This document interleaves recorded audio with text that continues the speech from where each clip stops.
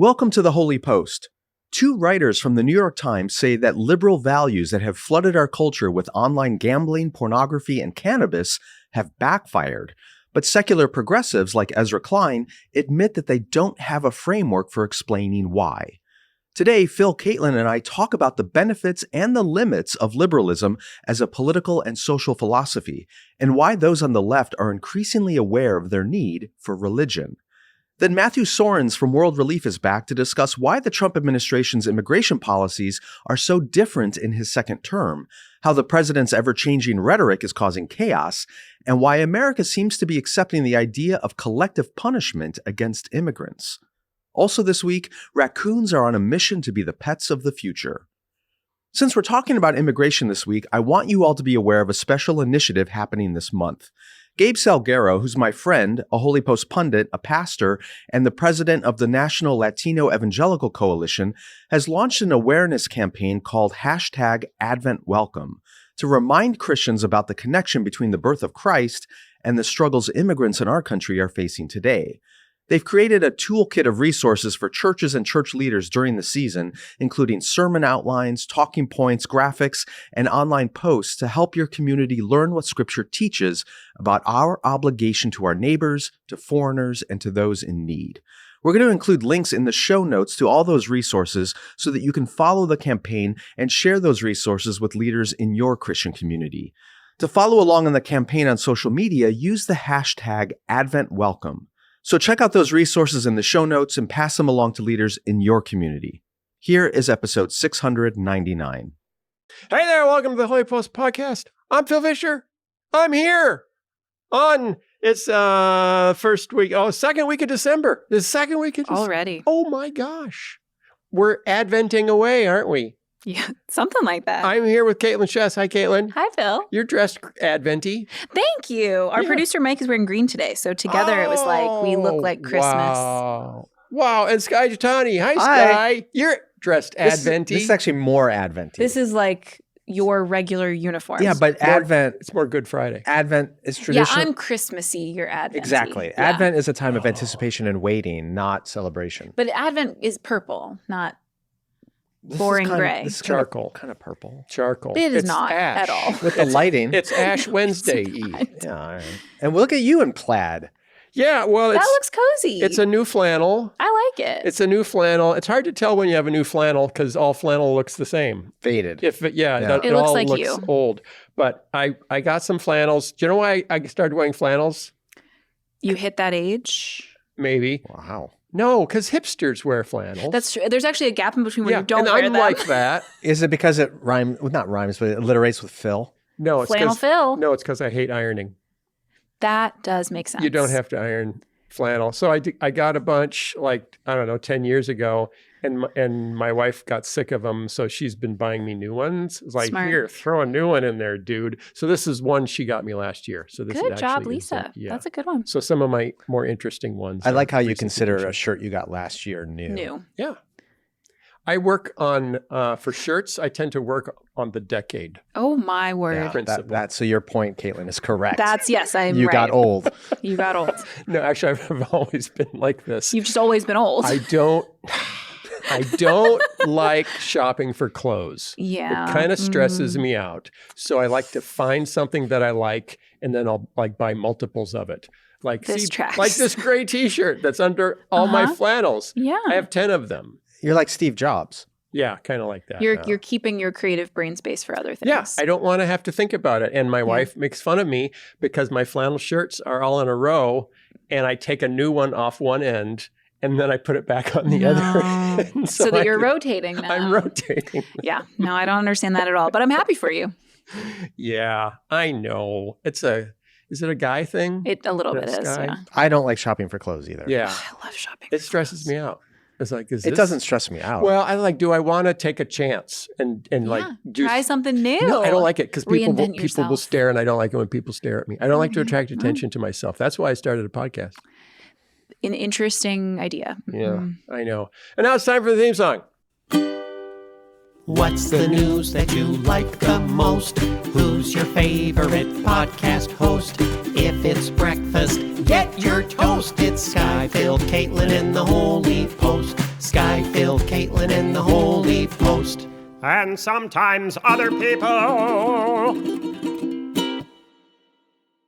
This episode is sponsored by Aura Digital Picture Frames. It's that time of year again, Christmas pageants and school events and kids doing the cutest things. We've got family that would love to be at those events, but they live too far away. That's why an Aura Digital Picture Frame is the perfect Christmas gift.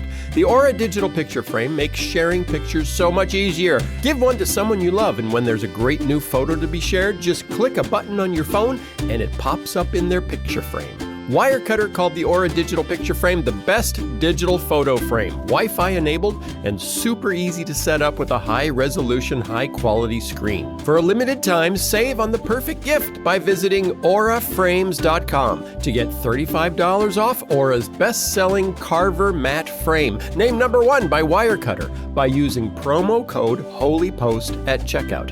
That's AURA frames.com. Promo code HOLYPOST. This deal is exclusive to listeners and frames sell out fast, so order yours now to get it in time for Christmas. Support the Holy Post by mentioning us at checkout. Terms and conditions apply. The Holy Post is sponsored by Brooklyn Bedding.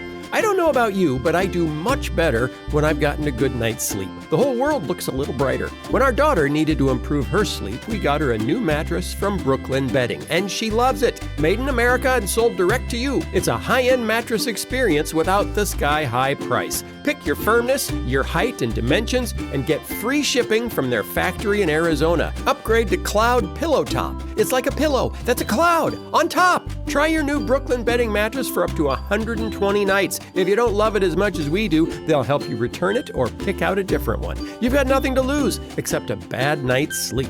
Go to brooklynbedding.com and use our promo code HOLYPOST at checkout to get 30% off site-wide. This offer is not available anywhere else. That's brooklynbedding.com and promo code HOLYPOST for 30% off site-wide. Support our show and let them know we sent you after checkout. brooklynbedding.com, promo code HOLYPOST. Hey, we're back. We're not going to talk about butts. Don't worry. We did that last week. Goodness. We did that last week. You get the Give week us a off. break. We are Thank going to you. talk about animals, though. Okay. Interesting story. City raccoons are domesticating themselves Good for them. and evolving to be more like pets to get our trash. Oh, that makes sense. Yeah, total sense. City folks across America may have noticed that their resident raccoons are looking cuter than usual. Hi. Hello. This is all the result of Are you going to finish that? Guardians of the Galaxy. And they wouldn't. They saw the movie. Oh, yeah. People like the raccoons saw the movie, or the people saw the. We have more positive feelings about raccoons now. Yes. Yeah. The same process that saw wolves evolve into domesticated dogs appears to be playing out with America's favorite, quote, trash pandas. Oh my gosh. I think that is a derogatory term. It is Yeah, an it insult. sounds not Yeah. good. According to new research from the University of Arkansas at Little Rock. If you want to know where the most cutting-edge research in America is happening, it's the University of Arkansas at Little Rock. One of the most noticeable signs of domestication is a shorter snout. Did you know that? Nope. How long is Noah's snout?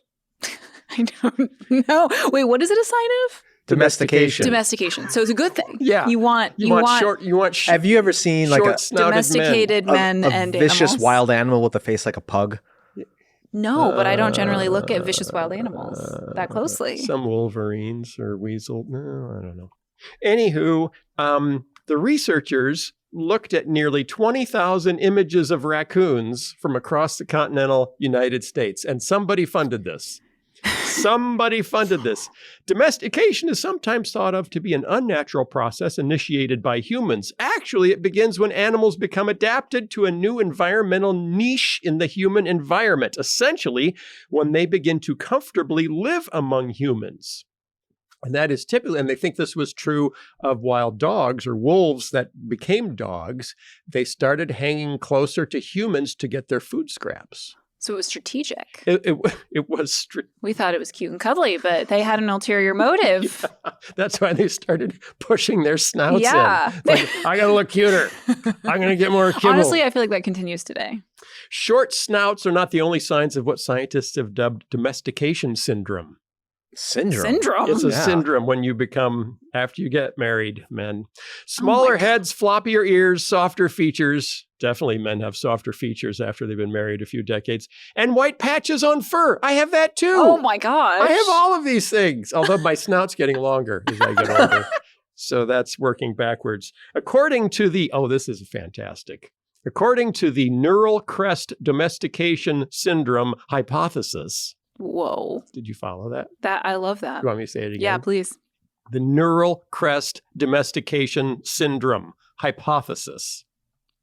Awesome. NCDS for short. And Sounds like a new show on CBS. And NCDS New Orleans. An animal's adrenal glands, which are formed by neurocrest cells, there you go, Okay. can help predict how tame or not tame the animal will be. Since neural crest cells also help form the structure of the animal's face, they'd hypothetically lead to a calmer animal and a cuter face with floppier ears and a shorter snout. Isn't that nuts? Wow. So they don't get cuter like because we select for cuter.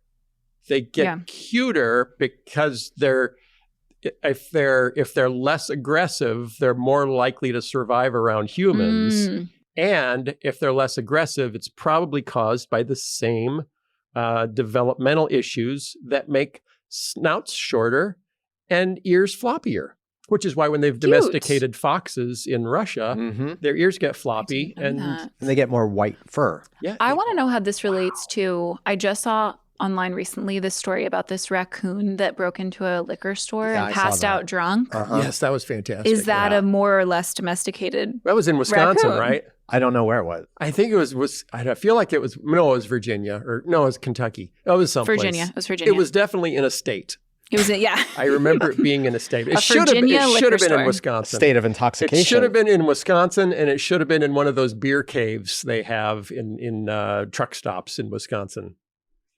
Did you see the picture of the little guy? Yeah, it's passed out in the pretty, bathroom? it's pretty bad. He broke into a liquor store, drank a bunch, and passed out. That's My favorite part Sounds of this. like a Packers fan. so America. At the end of this BBC account of it, it says, in a social media post, the store thanked Hanover County Animal Protection and Shelter for its professionalism and providing its visitor with a sober ride home. Officer Martin said it was just another day in the life of an animal control officer. Can somebody call a cab for this raccoon? We took away his keys. He ain't driving. They noticed after looking at 20,000 pictures of raccoons, and this is where I kind of went, huh? Really? Living in dense urban centers, they had snouts that were around 3.5% shorter. How do you know 3.5% just from your eye? Math. Yeah. They measured. They did. Yeah, they had measured and little did math. tape measures and stuff. I don't know. No. From the pictures. Yeah. Well, it was. How do you get a raccoon to sit still for a mugshot? They are scientists. It They was know just things. like pictures that anyone posted of a raccoon that they saw, like Facebook pictures. Can't you just have like AI do that? They probably probably should have. did. They probably should have. But it's something about the ratio of the distance from the ear to the eye and then the eye to the nose. And then the ratio to the nose gets shorter. And this is probably as much as people want to hear us talk about this story. Me too. All right. I think we should. I'm glad we heard about it, though. But I'm going to circle back one more time to say sermon illustration. Oh, I knew you were going to do that. 2 Corinthians chapter 3. Oh, we got verses. Whoa, we got scripture. Paul's talking about removing the veil that Moses had when he went to the Mount, right? And how we don't have the veil because the Holy Spirit is within us. Hold on. And we are transformed from one degree of glory to the next from the inside out. So the illustration being that when you have the Spirit of God within you and you are experiencing transformation, it starts on the inside. It will eventually transform you externally as well. Just like these domesticated raccoons first are tamed internally and then those features are transformed on the outside. We do not pursue transformation from the outside in, but from the inside out. From glory to glory. Okay. It starts with your neural crest cells. It starts with your communion with the Holy Spirit. That's what I said. Okay. That's what I meant. Ross Douthet. We like Ross. Has he ever been on the show? Yes, he has been on the show. He had been. Hey, he has been on the show. Hi, Ross. Shout out. Has a long piece in the New York Times called The Liberal Order Can't Heal Itself. We're going to talk about something. We're going to talk about liberalism. Yes. Kaitlyn's Christmas wish Yeah, came true. I've Very been praying for this. Excited about this. So I'm going to say some phrases. The liberal world order, Western liberalism, and this is different than being a progressive. Yes. Being a liberal. Didn't we do a Getting Schooled episode about did. this? Oh, okay. We did a Skye Pod episode about this. Yes. Oh, and a Getting Schooled, and a Curiously Kaitlyn, and all exclusively on HOLYPOST Esau Plus. Macaulay. In a nutshell, can you define the term? What do we mean when we say liberalism in this context? You're going to kick it over to me. I'm offering it But to you were so excited. I'm so excited. You go ahead. Important that you just said, Phil, liberalism not meaning liberal politically, as in like the progressive end or the left end of at least the American political system, but liberalism meaning a political philosophy that prioritizes pretty much above all else the autonomy of the individual and individual choice. Mm-hmm. So this is a political philosophy that influences most Western nations and has certain structures that we would call more or less liberal. Usually they tend to be structures that prioritize the rights of individuals as a balance against any desire that the majority might have to legislate something.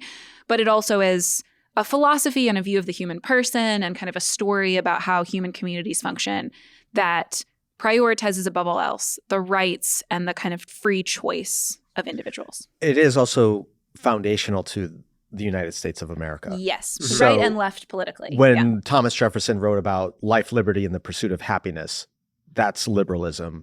The Bill of Rights, the right of free speech, freedom of religion, freedom of assembly, freedom of self-defense, all these things, these are all based in liberal philosophical beliefs. The Constitution and the Bill of Rights are kind of key documents in defining Western liberalism? Yeah. American, at least. American Yeah. liberalism? So an individual has rights regardless of their heritage, their ethnicity, their identity, and the law protects the rights of the individual. Yeah. And democracy is rooted in this And as well. was the Magna Carta kind of key in launching that? Yeah. The king no longer can do whatever the king wants to do just because the king said he could do it? Right. There's obviously a progression and development Yeah. of this thought. Yep. And when we talk about post-Enlightenment, like after 16th, 17th century European thought comes out, there's this idea that I as an individual, though I'm not royalty, nonetheless have certain rights as an individual that are inalienable, again, to quote the Declaration of Independence. And even the word liberalism, liberty, like there's this Freedom. sense that what is most important for a government to do is not always to, like, right and left in American politics can fight over the extent or the scope of the government, but both on some level believe that one of the, if not the primary role of the government is to secure individual liberty. It's the blessings of liberty. That's right. Yeah. To ourselves and our posterity. Do ordain I was gonna and say, you're gonna sing? establish this Constitution. Started too low. Oh, well. Ross Douthet is talking about post-liberalism over and against liberalism. Mm-hmm. Define that for us, for the viewer at home. How do you define post-liberalism? That's even trickier because there have been different periods of kind of public conversation where post-liberalism meant a specific criticism and alternative to liberalism. But increasingly, post-liberalism means a critique and an alternative to liberalism, but it could be a variety of critiques and alternatives to liberalism. So there was a period, especially in Christian theology, where post-liberalism was the idea that predominantly Christians should kind of withdraw from political life and create their own kind of enclave. This is like the Benedict option kind of world. There's a version of post-liberalism that says liberalism isn't working, so we should kind of buck it and we should kind of impose a political order that does not primarily secure the individual liberties of people. Did you say bucket? She said bucket. Bucket with a B. Okay. We should overthrow it. We Chuck it. We is what should you meant. chuck it. Let's Chuck go it. with chuck it. Yeah. Would you buck things? Yes. Yeah, you but buck don't a trend. buck it. But I You don't. buck a trend, I've never heard yeah. anyone say, I'm going to buck it. We should, okay. I thought it was a synonym for throwing up. I'm going to buck. Yeah, I got to hurl. I'm going to We should bucket. Do you have a Chuck bucket? it. Yeah. Do anyone have a bucket? Oh my gosh. Hey, it's new vernacular. Okay. With, The point is, with Kaitlyn. there are a real range of things that post-liberalism could mean. And Ross in this article talks about how there are some forms of this that are a kind of Christian nationalism version. He also talks about how there's a kind of bureaucratic centrist version of this. But in general, what he's talking about is, and he even says in this piece, part of the problem with most versions of post-liberalism is their critiques of liberalism are usually at least partially correct and point at something that is failing in liberalism. The alternatives they propose are either completely not tenable or might be worse or really harm people. Yeah. Or So people are worried about the rise of post-liberalism because it's often nationalistic, populist, and can get kind of ugly. Or autocratic. Or autocratic. Right. The idea we should get rid of democracy and actually have a strongman leader. Right. That autonomy has gotten us into this mess. Right. So maybe we need a little less autonomy, but not me. Mostly for those people. Right. Over there. Okay. Ross is talking about, he says, in the great wrangle between defenders of the liberal order and their would-be successors, a key liberal claim is that populists and nationalists and socialists just misunderstand the economic landscape. In other words, they say everything is worse than it really is, and it's actually not that bad, and America is actually still quite wealthy, and you can get ahead, and so stop saying, things are so bad that we have to have a revolution and give up on Western liberalism. Yeah, I think some of this is coming out of the election of Mondami in New York City, who's a democratic socialist. Yeah. And there's a lot of statistics that are showing young people today are far more interested in socialism and even communism, which don't fit the liberal order, because liberalism also often applies economically, whereas communism is a very different model. Economic autonomy, free markets, free flow of capital around the world, like the whole system that we've developed, particularly, I'd say the post-war consensus, post-World War II, and how America kind of led an opening of everything and led to globalization, which now we say, ooh, is that maybe bad? But I mean, just objectively, we are wealthier now and live better than any previous generation of Americans. But comparatively, some people are upset because they don't have the same opportunities that their parents did at the same age, which is making them question now the whole system.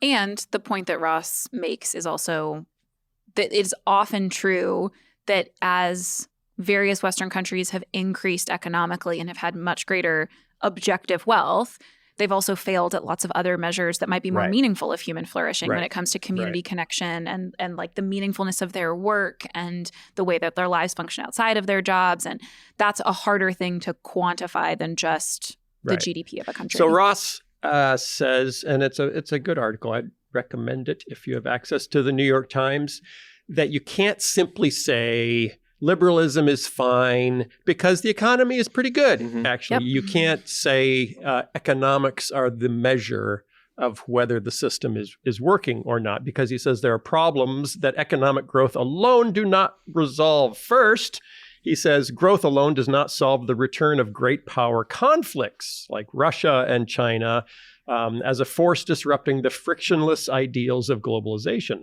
Second, he says, growth alone doesn't tell you what to do about the social cost of liberal individualism, the excessive autonomy thingy. In our time, political liberalism has pushed the envelope on individual liberties around drugs and gambling and suicide, as well as sex and sexual identity, at exactly the same moment that technological progress has given us radical new means for exploiting and amplifying addictive behaviors. The results are a world that's richer and more technologically proficient, richer economically, and more technologically proficient, and also seemingly unhappier, more despairing, more addicted, and more deranged. That about sums it up. Wow. Hey, I got money in the bank, but I'm insane. I'm lonely and insane.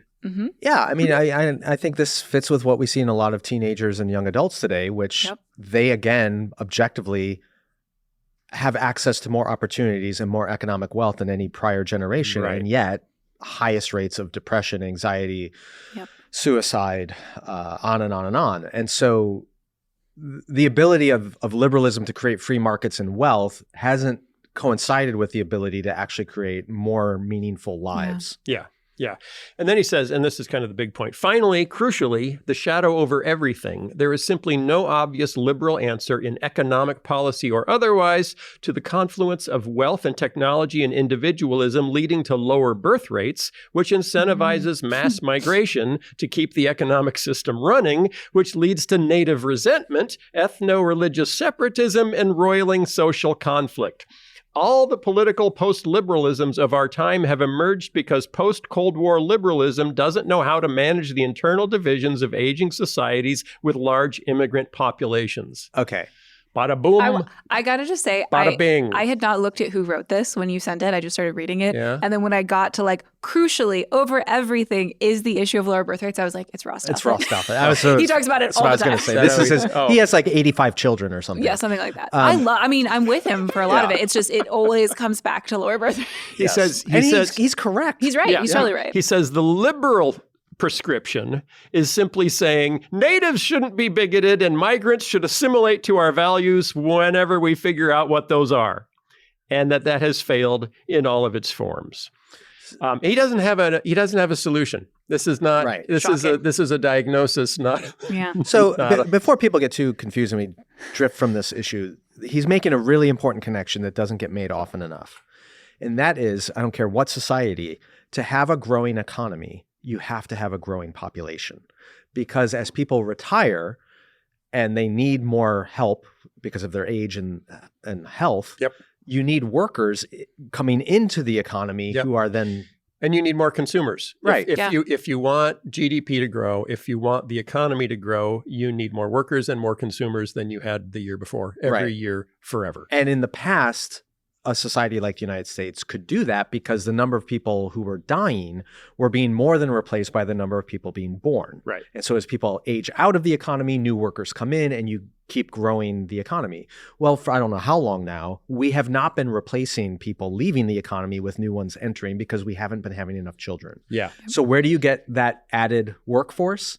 Through immigration. And the reason why the United States has had a growing economy for as long as it has is because we still have a lot of immigrants coming in, many legally, some undocumented, but that's been the difference. Places like Japan, which have no real immigration system, have been in the economic doldrums since the 1990s. Yeah. Mm-hmm. And we've cited this many times. They sell more adult diapers than infant diapers in Japan because they're not having enough kids. And talking toilets. Which are I'm not sure what fantastic. That means, but I think it means it's notable. Something. It's notable. But the point being, the same people that are complaining about America's economic growth not being what they want it to be are also the people who are saying we need to shut down immigration for nativist reasons. Like you cannot have a growing economy without immigrants. The honest ones say, I would give up GDP to have my America back.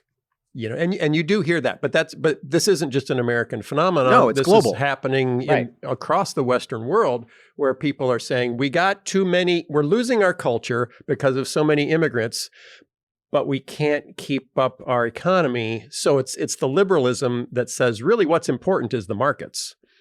And then it's people saying, I'm not sure if that's the only thing that's important. I think it's a little bit more than that, though, because when you take the broader understanding of liberalism as being about the individual and individual freedom, one of the things that's been reinforced to us in most Western peoples for the last 100 years is your personal satisfaction and desires are the most important thing about your life.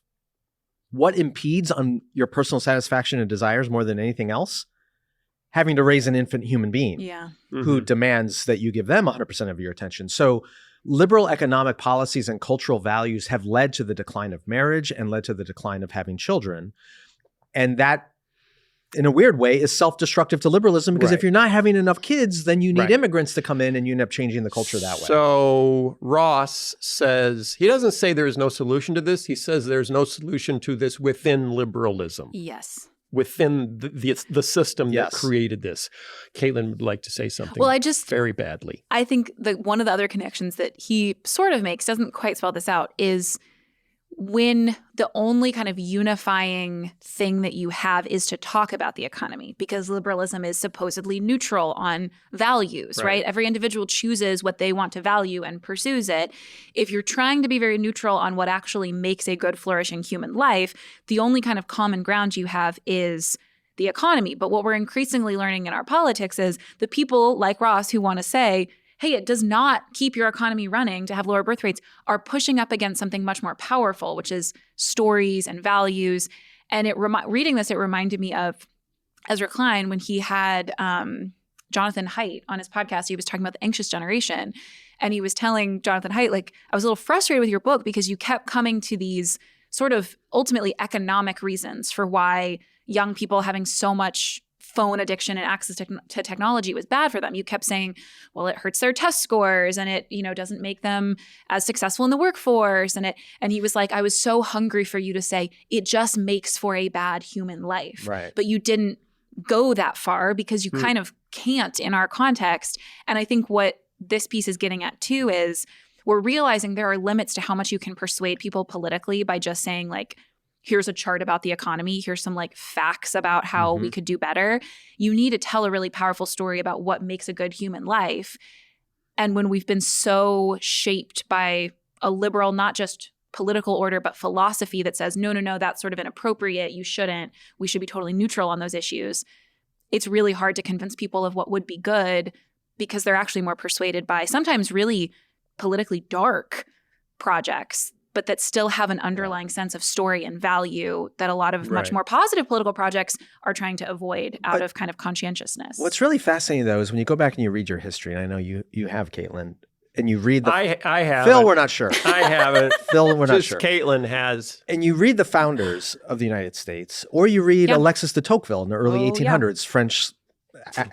Tell me about it. French writer who came to the United States who was very curious about this weird Republican democratic society. What they all said was, wow, there's this liberal experiment that's happening in the New World, in the United States, where all people are equal and they have democracy and all these things. But they all recognize in order for that liberal order to survive, it had to be built on illiberal institutions, primarily the family and religion. Yep.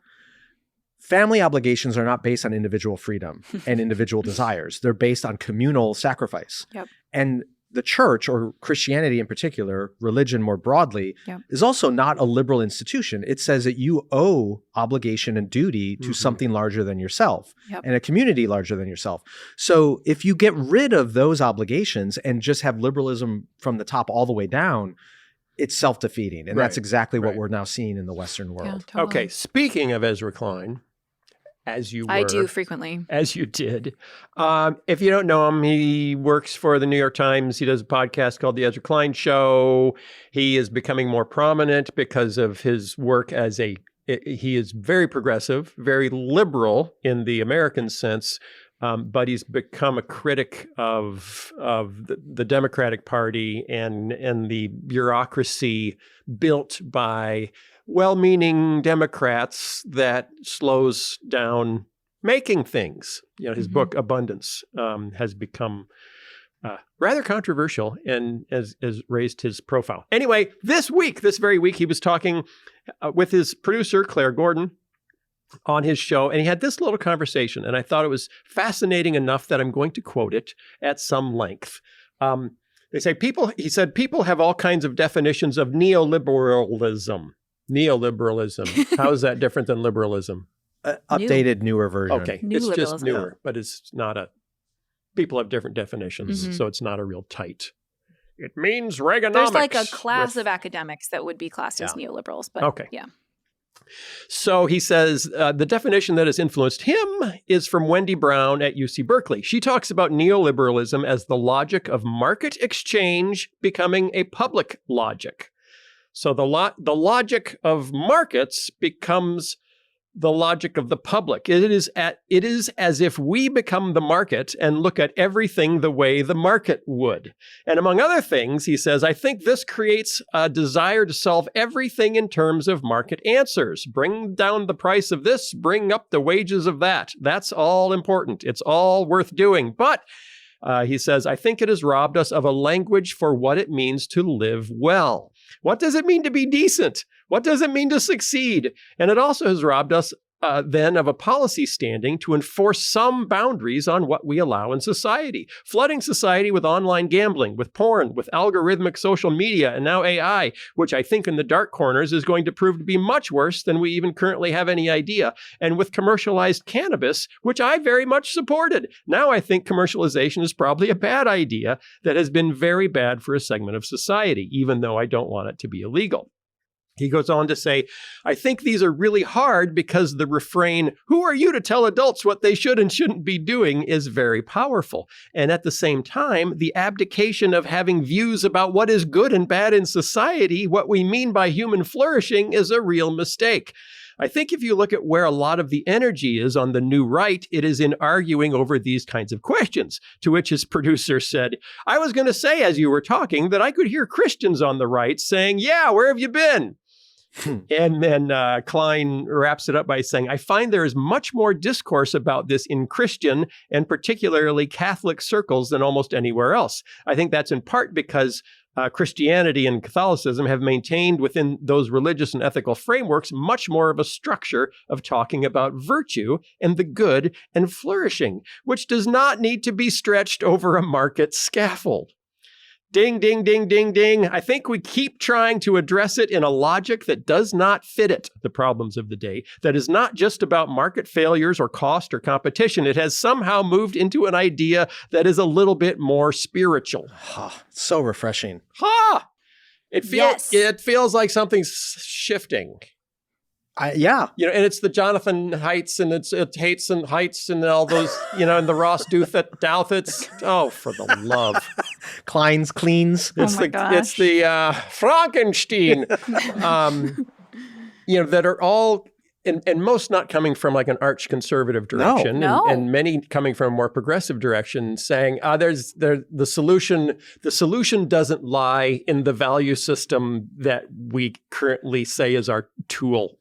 Yeah, kit. they're finding out that when you remove God and religion from a free society, it begins to collapse on itself. Problems. And Klein in particular, he has said, I just heard him on a different podcast recently where he was talking about how to talk about politics with your family at Thanksgiving. And his main advice was actually just, you don't have to do that. So maybe don't. Yeah. But he did say repeatedly, like, if we are going to have to live with each other, I have to learn to talk to people who really deeply disagree with me as if they have good reasons for what they believe. And it's just been interesting to watch. He's always been one of my favorite voices on the left as someone who actually seems to want to learn from people who disagree with him and has like a really humble way of approaching some of the things that he talks about.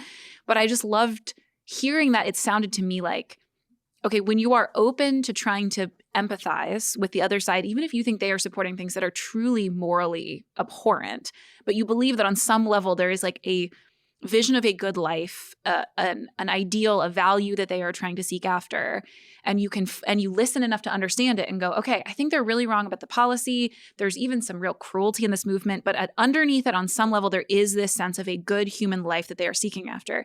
And you do that really carefully. And then you look at the side that you support and you're like, where is that? Because that clearly is motivating a lot of people in a much more powerful way than the left in this country, at least quite recently, has more often just gone to like, we have the objective facts on our side, really condescending sometimes about just like, we know better than you. And I appreciate how often Ezra Klein recently has gone, maybe what's missing here is we need to have a more firm foundation upon which to say, this policy is good, this policy is bad. Or to his point, there are some things that even if we are really committed to a kind of liberal ethos of adults should have a lot of free reign to do what they want, we are going to, in the world we live in, come upon some things that we just go, is that so against what we believe a good human life is that we need to have regulations in place against it?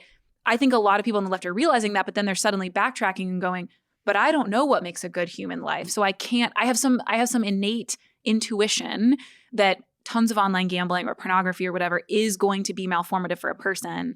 But I'm suddenly realizing I don't even have the language to talk about that in public because the political side I've been on has so just kind of taken out all of the moral, spiritual, religious language that I'm left just sort of saying, I know it's wrong, but I need to find some underlying story to explain why it's wrong. I think those two examples that he brought up and you just mentioned again are really good ones. Yeah. Online gambling and pornography. Both addictive behaviors, both malformative, both destructive to individuals, families, marriages, all that. And I think those two things in particular, he also mentions marijuana, but let's just stay with those two.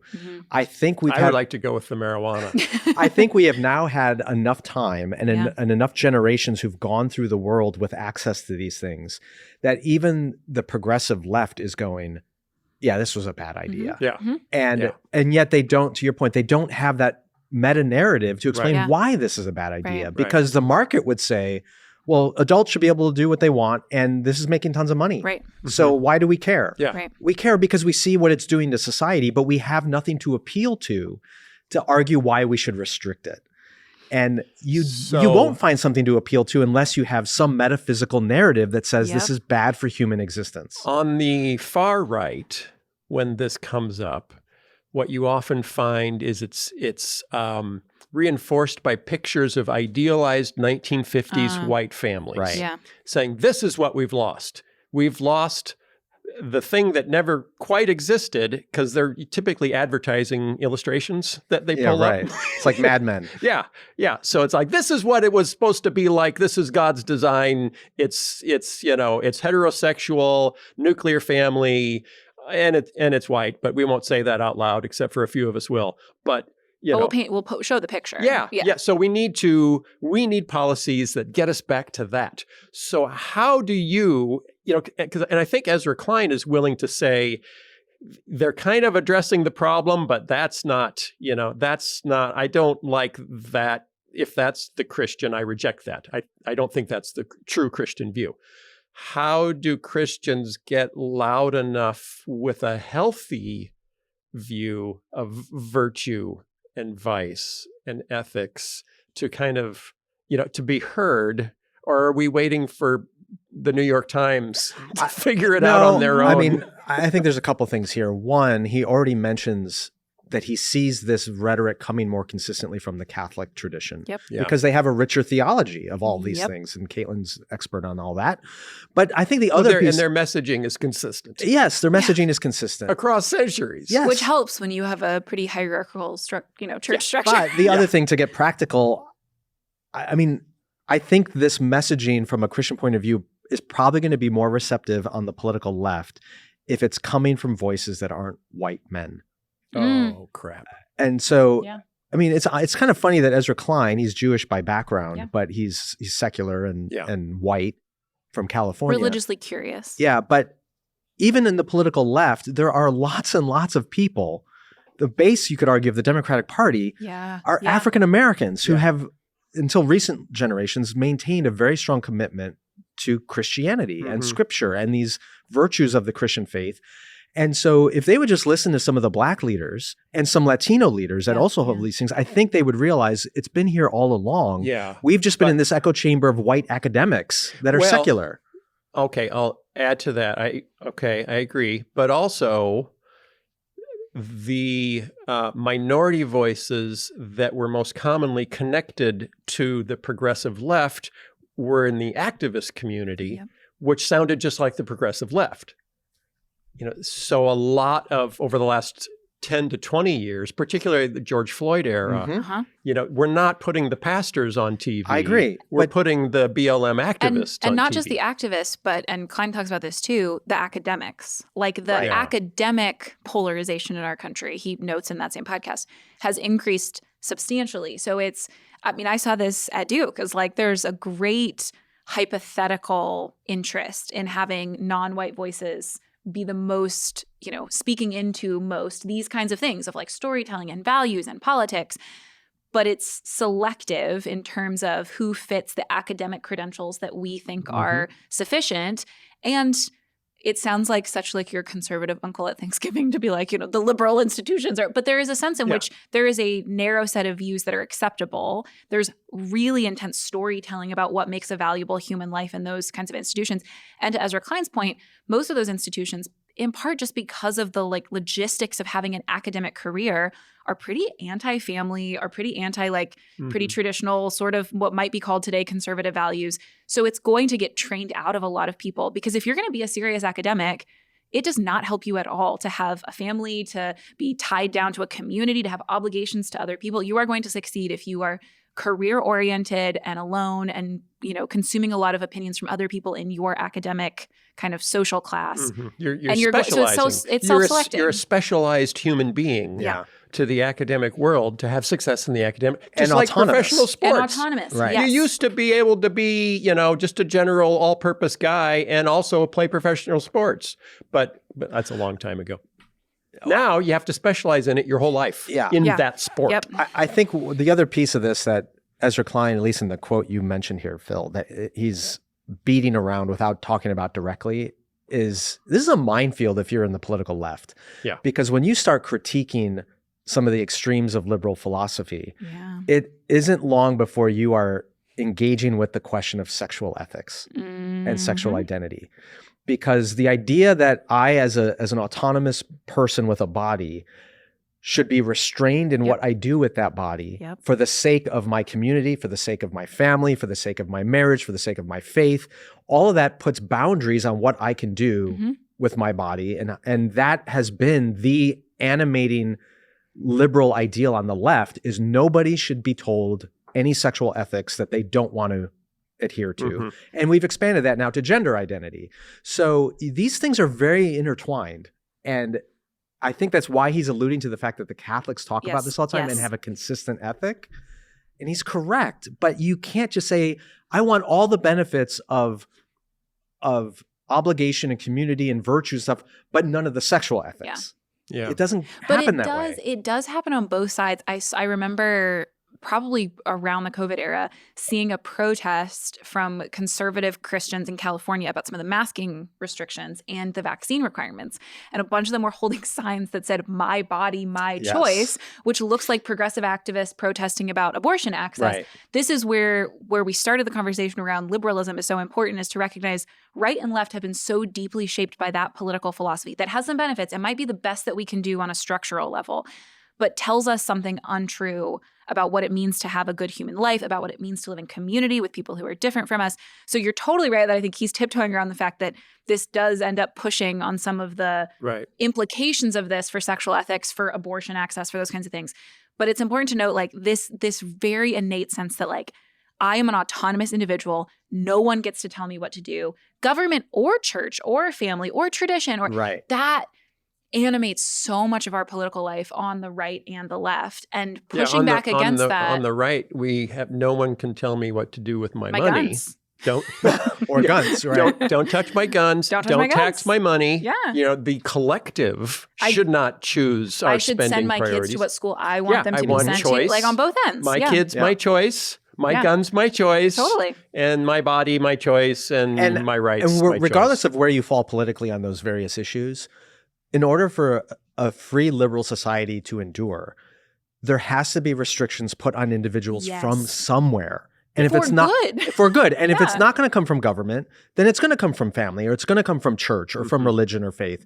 But if it's going to come from none of those, then we end up in the mess we're in. Yeah. And there's some people who then say the government ought to step in and tell people what to do. And so there we are with Stephen Wolf's recommendation that we need a Christian prince. Exactly. A form of a Caesar in America who can call meetings when there's a theological dispute, and the governing Caesar person will choose the correct outcome and enforce it with death penalties, potentially, but not mandatory, for heterodoxy. So that's where you get real post-liberal real quick. That's right. And the founders knew this. They wrote about this in the Federalist Papers, that if you lose the virtues of a society, it will lead to a dictatorship, because people will become so chaotic and the culture so broken, they will surrender their power to a Caesar. Oh, Kaitlyn. Oh, are we headed there, Kaitlyn? Are we headed for Caesar land? I don't know. Maybe Jesus will come back or maybe first. Maybe just democracy with a little Caesar dressing. That's, oh my gosh. I think that might be where we are. How do you add just a little bit of less autonomy? You add it through families and churches that bind us to one another in mutual obligation, so that the government doesn't have to bind us through a Caesar. But to Ezra Klein's point, there is, just on a legislative agenda, there are times when we go, okay, we really liked the idea of people being able to choose for themselves whether to online gamble. We have now decided actually there need to be either bans or serious restrictions on how much people can do. We thought, like to Klein's point, we thought that complete commercialization of cannabis would be a great idea.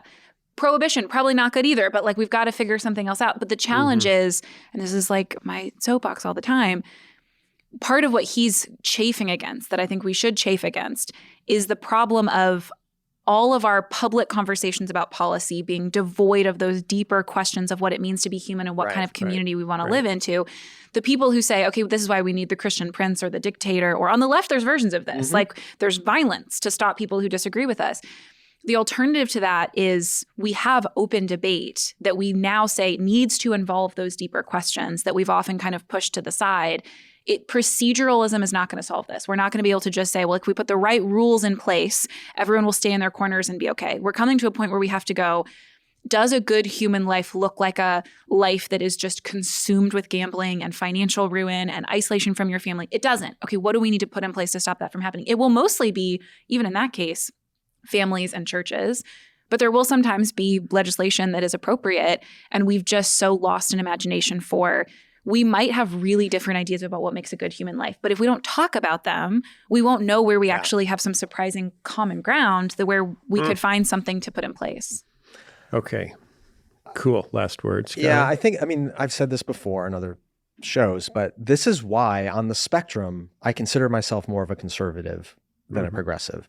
Because to go back to Chesterton's fence, this idea that we've I know you're rolling your eyes, that everybody's talking about Chesterton's fence these days. The idea that prior generations have put things in place that they thought were good for a reason. And when we come up against them, we need to engage in some research and ask, was this fence, was this boundary, was this idea put here by prior generations for a good reason or a bad reason or an expired reason? Right. And some of racial segregation, bad idea, bad put in reason. by prior generations. I'm glad we got rid of it. Fence. Take out the fence. But there's other things like, hey, maybe we shouldn't have rampant gambling available everywhere or pornography in your pocket. Or allow every child in America to now question, have 15 different genders. Like from 10,000 years of human civilization, if not more, we have basically had 2 genders. And to just throw that out because it limits my autonomy and my individual freedom, we don't stop long enough to ask what are the downsides of removing these inherited structures. And now people like Ezra Klein and others on the progressive end of the spectrum are going, maybe we remove too many of these fences before asking what a good and virtuous life is. And we now don't even have the criteria to answer that question because we need a metaphysical narrative that grounds us in something like faith. Mm-hmm. Okay. It sounds like we've got our work cut out for us. We should do a podcast about this. Good plan. Great. Last comment. I don't think either of you thought my Caesar salad joke was as funny as I did. But that's okay. Just a little bit of Caesar on it. It was good. It was good. Mm-hmm. I liked it. Thank you for the patronizing response. Hey, everybody. Thanks for listening. Thanks for supporting us. HOLYPOST Plus, new stuff all the time from your favorite people here. So go check it out and have a great week and do not despair. We're in Advent. We're awaiting something great that's coming. We're wearing charcoal. I guess we're supposed to wear purple. Hey, purple's my favorite color. We should all wear purple next week. I'm an Advent kid. Yeah, I do have a purple shirt. I'll wear my purple Let's wear shirt. purple next week. I've got lavender. Okay. Oh. Cute. Okay. All right. Yeah, sure. It's more Eastery. Yeah, That's great. I like it. Let's do it. Lavender's good. We'll match. Yeah. And we'll, Oh, yeah. We'll redecorate the set. Branding. Sure. Mike, you on that? I'll get right on it. Okay. Thanks. Okay, guys. We'll see you next week. Bye. HOLYPOST is sponsored by Sundays for Dogs. I got a dog. You got a dog. All God's children got dogs. When we get to heaven, gonna feed our dogs real high-quality dog food. But you don't have to wait to heaven. You can start now with Sundays Food for Dogs. Sundays Food for Dogs was founded by a veterinarian and mom, Dr. Tori Waxman, who got tired of seeing so-called premium dog food full of fillers and synthetics. Sundays is air-dried, real food made in a human-grade kitchen. Every bite of Sundays is real meat, fruit, and veggies with no kibble, whatever that is, and just scoop and serve. Unlike other real food dog food, Sundays doesn't have to be refrigerated. Just real food made with care for the dog you love. Make the switch to Sundays. Go right now to sundaysfordogs.com/HOLYPOST and get 40% off your first order. Or you can use code HOLYPOST at checkout. That's 40% off your first order at sundaysfordogs.com/HOLYPOST. sundaysfordogs.com/HOLYPOST. Or use code HOLYPOST at checkout. HOLYPOST is supported by PolicyGenius. When I was a kid, I really wanted a G.I. Joe adventure truck for Christmas. It had lights that lit up and even a tiny motor that made a little antenna thingy spin around. I loved it. It was great until it broke about a week later. A better gift to give your family, one that will last forever, is life insurance. I know, it's boring like socks, but it's better than socks because it protects more than just your feet. Life insurance is important, but how do you shop for it? That's where PolicyGenius comes in. They do the hard work of finding the right policy for your needs and your budget. PolicyGenius helps you compare options by getting quotes from America's top insurers in just a few clicks. And you get a call from a licensed agent to help you work through the quotes and walk you through the whole process. Really, I tried it and it was easy. With PolicyGenius, real users have gotten 20-year, $2 million policies for just $53 a month. Don't wait until next year. Give your family the gift of security today with PolicyGenius. Head to PolicyGenius.com/HOLYPOST to compare life insurance quotes from top companies and see how much you could save. That's PolicyGenius.com/HOLYPOST. Matthew Soerens from World Relief is back this week for an update on the Trump administration's ever-changing policies around immigration, refugees, and asylum seekers. We've tackled this topic many times before on the Holy Post. We even took a group of Holy Post pundits to the border a few years ago to see for ourselves what was happening. And we met with government officials and Christian leaders on both sides of the border who are dealing with the fallout from our country's very broken policies. Matt Soerens actually led that trip for us. He's a voice that I trust perhaps more than anyone else on this topic because he explains clearly what's happening and offers a Christian perspective on it. I also trust Matt because he's a fair and nonpartisan voice. He has publicly and clearly affirmed the Trump administration when it has made necessary and good changes to America's immigration policy, but he also isn't afraid to call out the administration when its policies are inhumane or unethical. As you'll hear today in our conversation, the current policies of this administration are a jumbled mess. They're often inconsistent and constantly changing. And the president seems to be eager to use criminal actions by just a few individuals to collectively punish whole communities of immigrants. Matthew Soerens is the Vice President of Advocacy and Policy for World Relief and the National Coordinator of the Evangelical Immigration Table. Here's my conversation with Matthew Soerens. Matthew Soerens, welcome back to the Holy Post. Yeah, glad to be here with you, Skye. Okay, we've said this many times. You have been on the show more than any single guest in the history of the Holy Post. That's a badge of honor. And now you're in person in our studio. For the first time. For the first time. So I live half an hour from here. Yeah, which means you'll be back frequently. You've been on the show so many times because even before our current political environment, we've thought and cared a lot about the issue of immigration, refugee resettlement.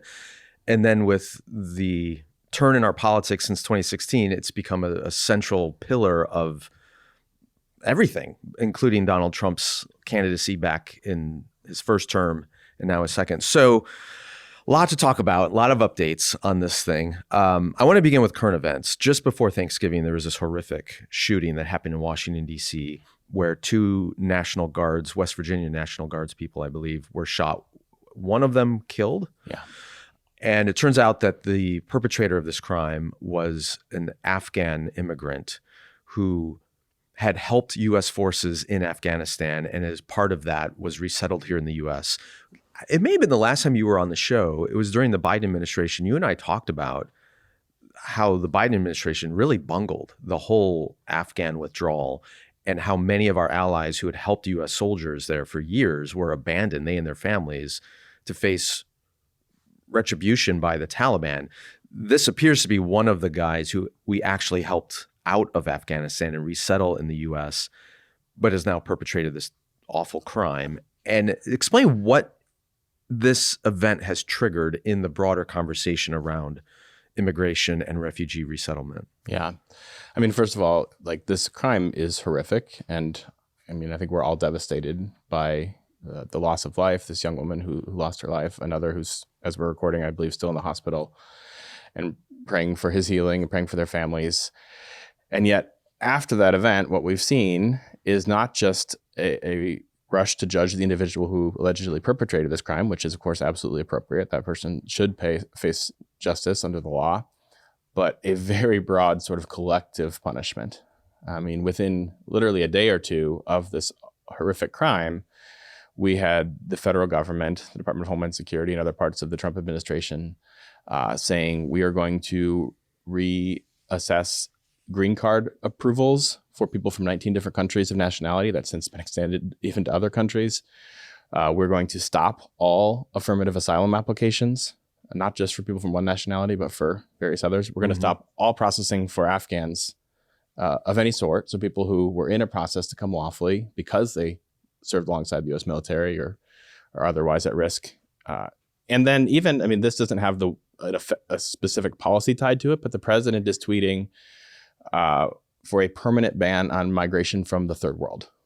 Now, I don't even know exactly which countries qualify. I haven't heard that term in 10 or 15 years. It's a little dated. But I think that means basically Africa, Asia, Latin America, and the Middle East, which is like 80% of the world's population. Countries where people aren't white. Roughly aligns with that. So I haven't followed the story super closely, but there's some indication that this individual who shot these soldiers may have suffered with some kind of mental health issue. And the fact that he was involved in combat in Afghanistan means he may have some kind of PTSD or other significant struggle that contributed to this thing, not to excuse his behavior or, like you said, he should face justice and everything else. But I have counseled and I know soldiers who have come back from combat from overseas who have these kinds of struggles and often find themselves in violent altercations, sometimes domestic violence things, because they are wrestling with these demons that they've brought back with them from combat. I'm proud of the fact that generally our country takes a very compassionate posture towards those soldiers, understanding they need care, they need support, they need all the resources that we should be offering to our soldiers when they come home. If that's the case with this individual, why do you think the response is so different? And we don't have a blanket condemnation of all returning veterans who struggle with these things. And of course we shouldn't. We shouldn't. I do think, I mean, there is this dynamic when a horrible crime like this happens, where when I hear that it was a white guy like me, I'm oddly sort of relieved because I know that I will not face punishment as a white man for something that another white man did. But if it was an Afghan or a Venezuelan or someone who came as a refugee or someone who didn't have legal status, what we tend to see, and this is not totally new to the Trump administration, is a broad group of people are suddenly suspect, even though they have absolutely nothing to do with that specific circumstance. And in some ways, this is the defining characteristic of our immigration policy as a country right now. I mean, now with Afghans and various others, but even before that, with the sort of immigration enforcement we've seen here in Chicago and in Los Angeles and we're in Charlotte and other places around the country, the administration will point to a few isolated cases where someone committed a horrific violent crime, which, to be really clear, if those people ever get out of jail, I want them to be deported. Mm-hmm. You know, I find a little frustrating sometimes on the left of the immigration rights movement, the like, not one more deportation sort of rhetoric. Like, actually, there's some people who should be deported. And I think there's people who should be detained while they're pending a deportation hearing because there's a public safety concern. The problem is that's not the vast majority of the people who are currently being detained. The last data we've seen is about 5% of immigrants who are detained right now have been convicted of a violent crime. And in that other 95%, a few of them have been convicted of minor offenses, but most people haven't been convicted of any crime at all. And that's not to say that they're lawfully in the country, although some of them are actually. We have people who are in illegal, we have lots of people who World Relief is serving who have a pending asylum claim who nevertheless have been detained. But many of them were unlawfully present. They crossed the border 30 years ago. They overstayed a temporary visa at some point, or they were here legally last January and then they had a temporary legal protection, like temporary protected status withdrawn. I'm not condoning the violation of an immigration law, but the vast majority of Americans, and I think this is true even for most evangelical Christians, think that there are better alternatives than spending a ton of taxpayer funds on detaining huge numbers of people and separating them from their families in many cases. Like, those people could pay a fine and go through that criminal background check. And if you did commit a serious criminal offense, then you're going to face deportation. But for the vast majority who have not, it would both keep families together, which I think is a value that resonates with a lot of Christians. And we saw that in the first Trump administration when the one immigration policy that got overturned was family separation at the border. And I genuinely think it was because most Republicans, as well as most Democrats, were against that policy. Most white evangelicals were against that policy. Most Catholics were against that policy. And nobody wanted to defend it. I think that a lot of Americans haven't realized the extent of family separation now, which is actually much larger in terms of numbers, not at the border necessarily, but in communities throughout the United States. And I think a lot of that, the root is this idea of collective punishment. Here's this example of a Venezuelan who committed this awful, heinous crime. We're going to go after all Venezuelans or all Latino immigrants who we can under the law. sometimes even a few people who under the law should not be detained under the law. Now with this Afghan case, I mean, the Afghans actually were, to your point, there was an incredible amount of public support for Afghans. I think particularly because so many of them were at risk because they served the U.S. military. Right. They served some part of the U.S. mission in Afghanistan.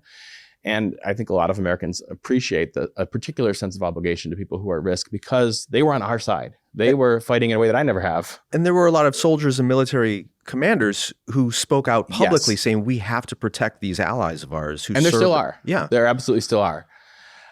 And that's why something like, World Relief has supported legislation called the Afghan Adjustment Act for 3 Congresses now. It's a bipartisan bill. I mean, one version of it was co-sponsored by Lindsey Graham in the Senate. It's got Republican and Democratic support. It's not just World Relief and other Christian organizations supporting it or refugee organizations supporting it. It's the Veterans of Foreign Wars and the American Legion and other veterans groups. And actually, it's, to your point, it's heartbreaking to me that legislation didn't pass earlier because it both would have had these Afghans who came in late 2021, early 2022, who were not technically refugees in most cases. They got the same sort of resettlement support the refugees got, but because it was this very chaotic and an expedited process to evacuate them out, they were resettled with something called humanitarian parole as their legal protection. And the Biden administration subsequently used that for Ukrainians, for Venezuelans, for Cubans, various other groups. But what the Afghan Adjustment Act would have done is twofold. One, it would have said, these people were vetted, but we want to make sure that they were vetted up to the gold standard of the Refugee Resettlement Program. And then once they clear that vetting, which the vast majority of them would, we want to make sure that they qualify for permanent legal status. When you're resettled as a refugee, you have a clear process where you apply for your green card, you're on a path to citizenship. The Afghans who came in starting in late 2021 were not necessarily on that path to citizenship. And that's been a source of a profound level of stress for a lot of Afghans who have a work authorization document with an expiration date on it. And the fear that they might get sent back. Right. Potentially to Afghanistan. And frankly, if you would have asked me a year ago, would the US government actually deport people to Afghanistan? I would have probably tried to assure you that I think that's very unlikely because we don't have a diplomatic relationship with the Taliban.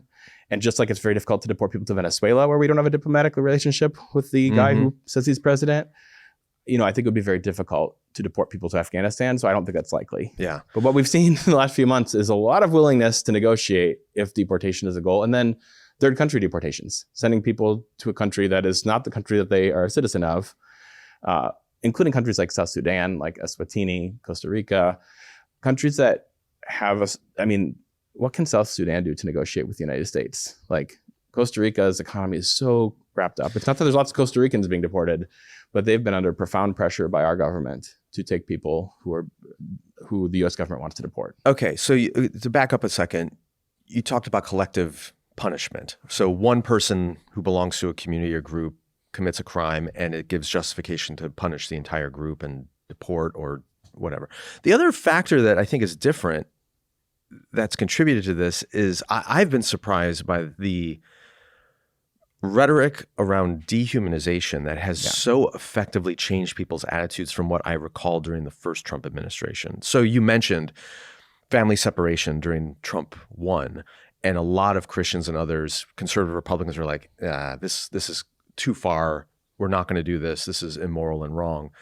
This is anecdotal, but it was striking to me. Some months ago, I was speaking at a Christian event, and the talk I was giving was something around human dignity and the equality of all people, blah, blah, blah. And in the list of various groups I was mentioning, I mentioned immigrants and undocumented people.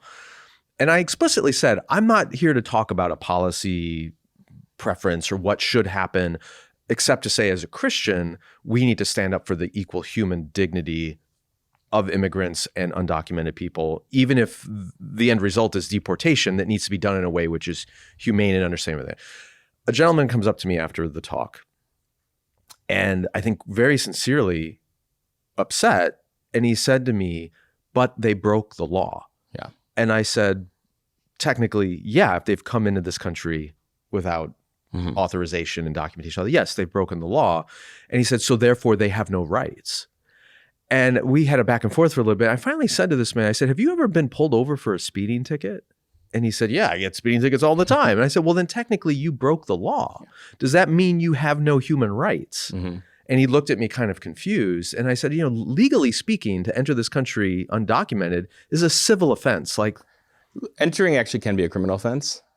But unlawful presence is a civil offense. Right, unlawful presence. So overstaying your visa, things like that it's a civil offense. So my point to him was just even criminals, we believe, even the worst criminal, they retain their human dignity. They retain their human dignity. This is why we had prison reform 150 years ago and all kinds of other things. But like he had so marinated in the rhetoric that if you break the law, you no longer have human rights. So therefore anything we do is justifiable. And he's arguing this as a Christian. So you combine those two things, collective punishment and lack of human rights or dignity for your entire group if one of them violates the law, and you have a perfect recipe for the kinds of policies we're now seeing enacted with Christian support. I fear that that's true, although I want to hold out hope that the interaction you had, while absolutely real, is not representative of most Christians in this country. I hope not, yeah. But I do think it speaks to why we need to keep going back to Scripture. Because first of all, I mean, to both those points, collective punishment. I was just reading Ezekiel 18, God talks about collective punishment and this idea that, children being punished for their parents' actions, and of acknowledging that does happen, but also saying explicitly that should not happen. Like the one who sins is the one who should be punished. And so you have that as a biblical principle. And historically, that's, not perfectly, but historically, that's U.S. law has respected that principle. Yeah. And then on the human dignity point, I mean, just this morning, I was reading in James where, it couldn't be more clear. You can't praise God with your mouth at one point, at the same time be cursing someone made in his image. There's an incoherence there, which, the president has called certain people garbage. Right. He's compared people to vermin. Of course, I also want to be careful because my tendency, and this is because I'm a human being, is to sort of like respond to curses with curses. And that's what we're not allowed to do as Christians. We're called to bless those who persecute, who bless those to respond to cursing with blessing. And President Trump is also made in the image of God with inherent dignity, and everyone working in his administration. And yet we need to be able to speak clearly about the dignity of those who are being dehumanized through the rhetoric, and to remind people we need laws. World Relief's position has never been open borders, despite what you may have read on the internet and from some corners. We think, and you've been to the border with me, we think that it's really important that we have secure borders. We think we ought to have functional legal immigration systems. We think immigration is generally a really great thing for the United States. We think it's a blessing in a lot of ways, but our strong preference is for a functional legal process towards that end. And yet, even when someone is outside of the law, they are still a person made in the image of God. And we should speak of them, we should act towards them in ways that acknowledge that reality. And I do have some hope. We'll see how this plays out in elections and those sort of things. We did a poll, Lifeway Research did a poll that World Relief helped sponsor earlier this year, and asked people a bunch of questions on different immigration policy questions. Still 90% of evangelicals, as of last January, so I don't know if this has changed in 10, 11 months, but said that our immigration policies should respect the principle that every human being is made in the image of God with dignity. I hope that stays at a very small percentage who won't make that affirmation, but I do fear that we're sort of desensitized the more we hear. And this is, again, playbook out of world history. Once you speak of people as less than human, it makes it easier to justify acting towards them in ways that are cruel. And I think we saw that in the first Trump administration with this policy separating small children from parents. I think we're seeing that on a larger scale now with children being separated from parents, with spouses being separated from one another. And again, I'm not saying that violation of law, whether you cross the border unlawfully or you overstayed a temporary visa, is just fine and we should forgive that. Right. I'm saying wouldn't it be a better alternative to have that person pay a financial penalty? That's what George W. Bush proposed. I've been at this so long now that I remember I was just talking to a Wheaton College student and I mentioned George W. Bush. And I think they're like, wait, was that before or after Nixon? Like, it's so long ago. I know. They have no historical context for these things, but it wasn't that long ago. You had Republican presidents leading on this. President Obama supported basically the same idea, which is, the law matters, but also keeping families together matters. So could we have people come forward, pay a fine as a consequence for having violated a law, and earn the chance to stay lawfully? And that's a bill in the House of Representatives right now, the Dignity Act, with a Republican co-sponsor. The problem is, in the current political environment, it would take a dramatic change in political wins for it to become a viable bill. Yeah, and I think it's beyond the dehumanizing rhetoric and the vermin and the garbage and all that kind of stuff coming out of this administration. There's also the message that immigrants are a threat.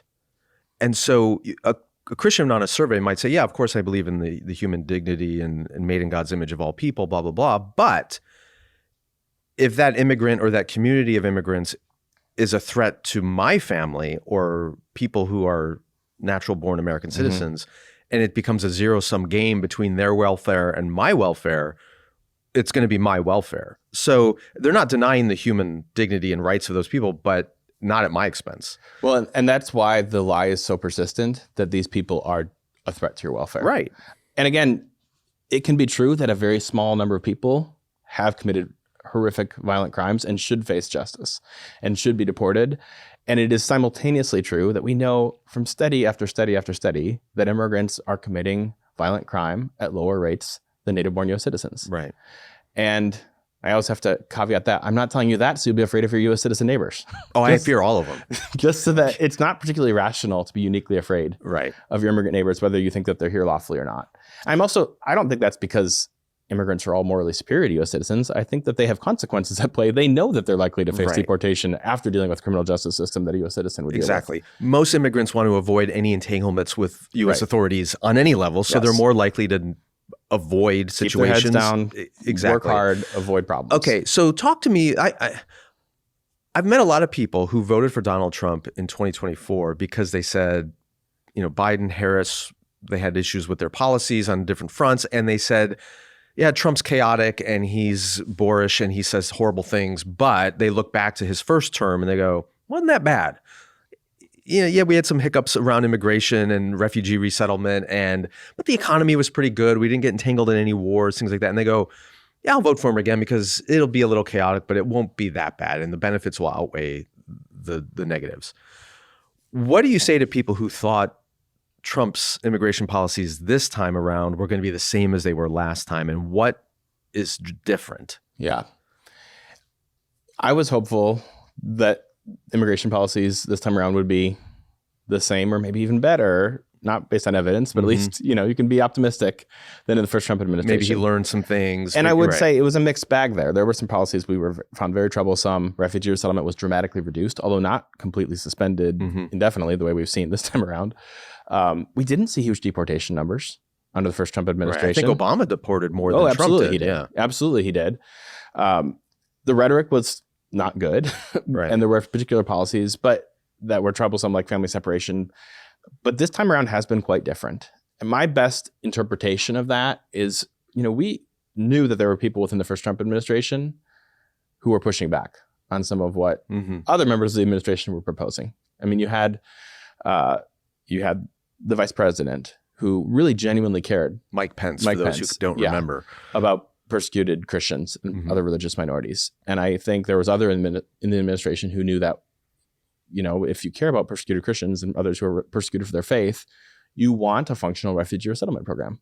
Most of the last several years under Biden and under Trump, the majority of refugees resettled in the United States have been Christians. And in fact, many of those Christians have been coming from countries where Christians face very severe persecution.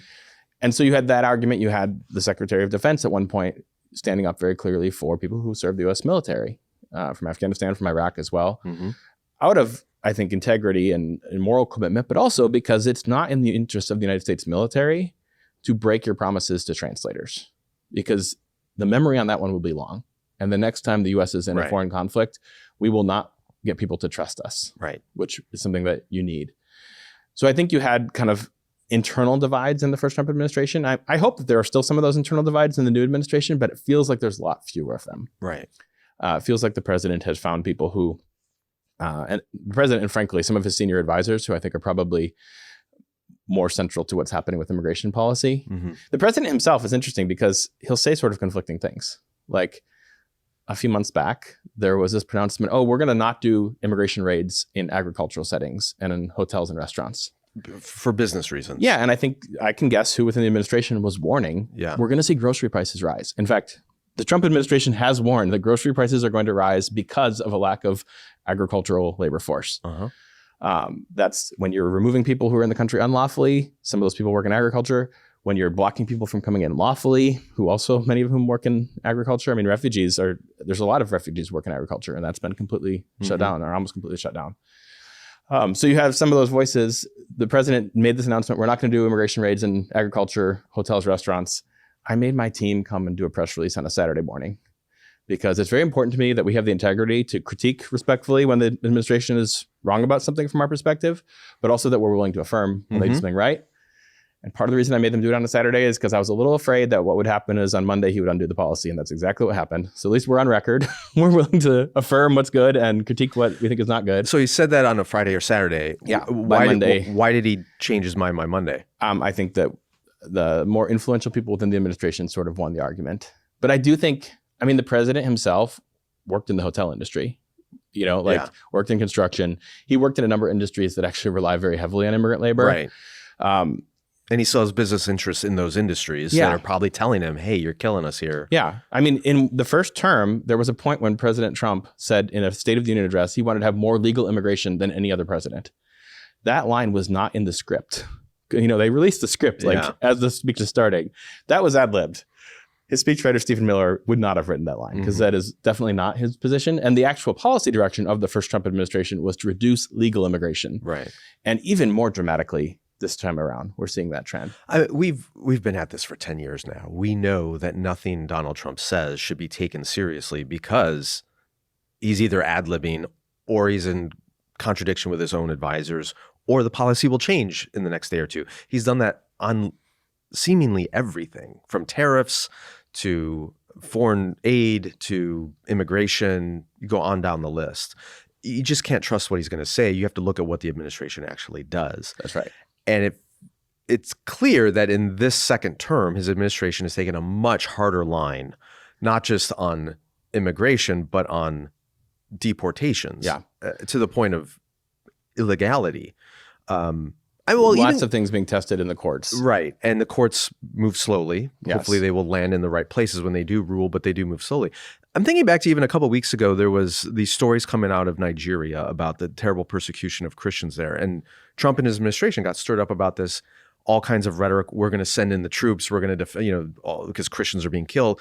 I don't know if it occurred to Donald Trump quickly enough that those Christians who were being killed and persecuted were black. But once he realized they were black, he changed his tune. And though they are Christians being persecuted, he did not allow them to seek asylum in the United States. Yeah. I hope the administration, I'm concerned about the persecution of Christians in Nigeria, and I hope we do see, I don't know that military intervention is the right solution to that, right, but I do hope we see U.S. attention to that.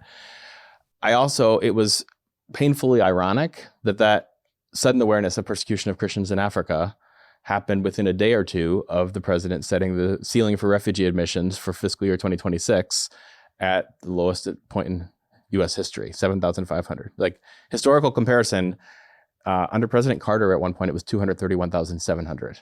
Under Reagan, under George H.W. Bush, different years, it was 140,000 or higher. So we have a history of doing a lot more in terms of refugee resettlement at a time when our economy, our population was smaller. Now it's at 7,500. And that in itself is the lowest level ever. And we had also been urging the Trump administration actually to prioritize persecuted religious minorities. That's something the Trump administration did in the first administration. That was one of the spelled out groups within the presidential determination. And we're not only concerned for persecuted Christians at World Relief, but we are concerned for persecuted Christians and know that has historically been one of the groups that is the primary beneficiaries of a refugee resettlement program. And unfortunately, this time around, the only named group was Afrikaners, this white ethnic group from South Africa, who even the language of the refugee determination said who are facing discrimination. Now, I don't want anyone to face discrimination, and I think you can consult with Afrikaner church leaders of if that's a fair allegation or not. Most of them would probably not accept that description. But discrimination is not the language of the Refugee Act. The law that Congress actually passed in 1980 talks about people who are outside of their country of origin because of a well-founded fear of persecution. Mm-hmm. And unfortunately, by the best estimates of the United Nations at this point, there's at least 37 million people in our world today who fit that legal description. And yet we're going to apparently as a country pursue a category of people who probably don't technically meet that definition and exclude persecuted Christians, exclude almost everyone else. Just to make sure people understand what's happened here, to put it in plain language. This administration has reduced the number of refugees settled in this country to just 7,000 people a year. 7,500. Okay, 7,500. And they have lowered the bar for what is required to be considered a refugee for a specific group of people who happen to be white people in South Africa. Seems to be. At the same time, this administration and this president is calling people who are refugees from places like Nigeria or Somalia garbage and vermin. And even when he acknowledges that there are Christians being persecuted in Nigeria, he refuses to allow them in as refugees. At least that's what the policies suggest. Right. Now, Okay. I think we're going to advocate on that point. I do think the religious persecution point, it's sort of the wedge, because a lot of American Christians genuinely have not kind of done the math to make that connection that, oh, if I care about persecuted Christians, I should support a robust refugee resettlement program. Some have, but a lot of people have not realized that. And when they do realize it, they presume that President Trump, because of admirable rhetoric, like I agree, like highlighting the plight of the persecuted church. Mhm. It's very real in many parts of the world, Nigeria and elsewhere. But it is not then coherent to have a refugee policy that takes people who were in a process. Like, I mean, there's 14,000 Iranian religious minorities in a pipeline ready to be resettled, mostly Christians, others who are other religious minorities in Iran.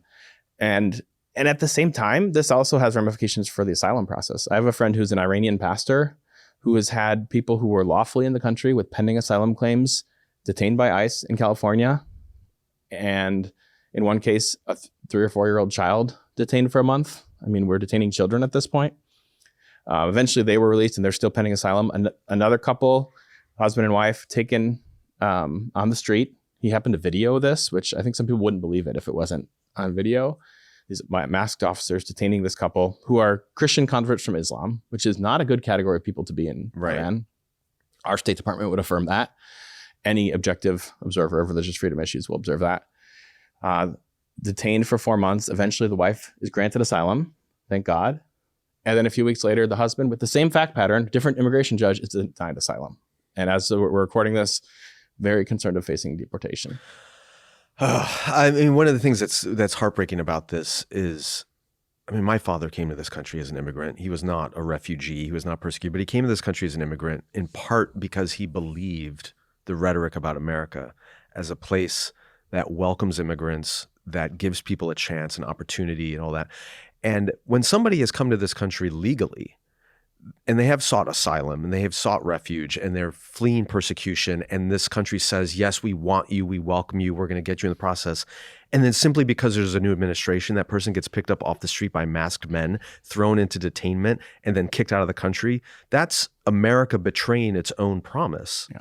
And that can't bode well for our future when we create enemies that way, when we don't stand by our own words and promises as a nation. And we do this on a micro scale with an individual like the one you're describing. We do this on a macro scale when we turn our back on allies, as this administration has done, on a much larger geopolitical scale.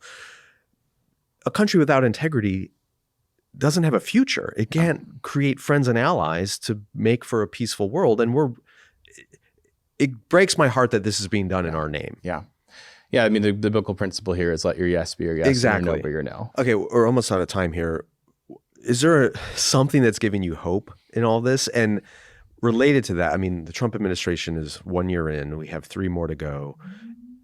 If the Constitution is actually upheld, he's done. He can't run for office again.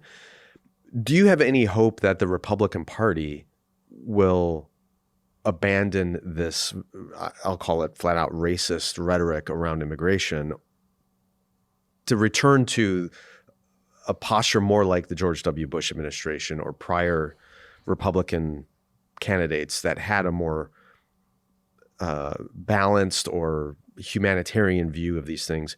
Is there any signs that could happen? Is this just limited to this, or is this a permanent change on the right? Yeah.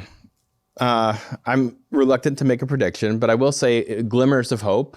I think the most hopeful thing that's happened in the last year for me was on the international side of World Relief's work. There was this effort to shut down PEPFAR, the President's Emergency Plan for AIDS Relief. Mm-hmm. And the administration had tried to rescind tons of money for that program. And there was a lot of pushback. I mean, it was literally like Amy Grant from a concert calling her senator in Tennessee. And we were doing everything we could at World Relief to, like, my kids were like making videos about like how to make phone calls to your members of Congress. And people did make phone calls. I think a lot of American evangelicals remember that they were a part of creating PEPFAR under the Bush administration. They might have forgotten it, but like this was actually U.S. foreign assistance at its best, saving millions, like 25 million lives. And we don't even know for sure who all the votes were. We know that Senator Collins out of Maine was sort of leading the charge on the Republican side, saying, no, we're going to stand up for this program, and explicitly referencing pro-life values as a reason to do so. And there was not enough votes to rescind that bill, rescind that funding for PEPFAR. Now, lots of other funds have been rescinded, but like that narrow victory for me is worth celebrating and duplicating.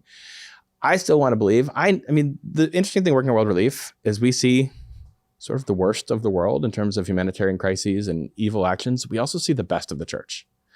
And at the local level in the United States and around the world, we see Christians stepping up, you know, giving of their time, giving of their resources, giving of their voice, making phone calls even when they're getting tired of that and they're not sure it's making a difference. And it doesn't always make a difference until it does. Well, it's a reminder that ultimately popular opinion matters.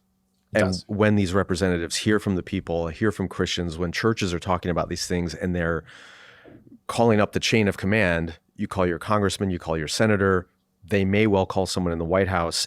The message does get through. It matters what we do at this point, which is part of the reason we've had you on so frequently, is because we recognize, like that man I was talking to at that conference, if they hear the rhetoric from cable news that anyone who breaks the law deserves no human rights, that's going to be reflected in how they vote. But if they hear from you, if they hear from World Relief, if they hear from their pastor and others who recognize and remind them of the human dignity and our Christian calling to love those even who are different, if we can get that message up the chain of command and that we will vote accordingly, it will make a difference in our country's policies. So Matthew, thank you for being back and reminding us of those truths and for doing the good work of advocacy on this front. We appreciate it. Happy to do it. Hey, everybody, if you like the video, like and subscribe so you can see more and other people can too.